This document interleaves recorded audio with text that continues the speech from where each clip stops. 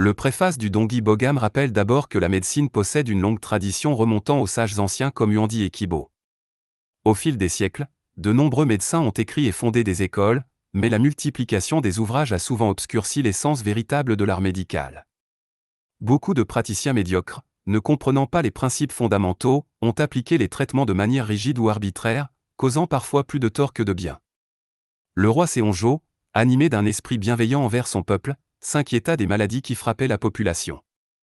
Constatant que les ouvrages médicaux chinois étaient confus et peu pratiques, il ordonna à Eojun de compiler un livre clair et synthétique rassemblant l'essentiel des connaissances médicales. Il insista sur l'importance de la prévention et de la cultivation de soi avant le recours aux médicaments, et demanda que les remèdes disponibles en Corée soient classés et expliqués dans des termes accessibles au peuple. Malgré les interruptions dues à la guerre, Eojun poursuivit le travail avec persévérance. En 1610, il acheva l'ouvrage, intitulé Dongui Bogam, Miroir précieux de la médecine orientale, composé de 25 volumes. Le roi en exercice salua cette réalisation, reconnaissant qu'elle accomplissait le souhait du souverain défunt, et ordonna sa publication et sa diffusion dans tout le pays. Selon l'auteur de la préface, ce livre rassemble et harmonise les savoirs médicaux anciens et contemporains.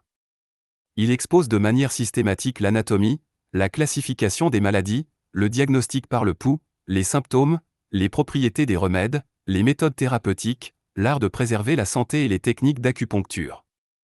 Clair, complet et ordonné, il permet d'appliquer avec justesse les traitements adaptés à chaque cas.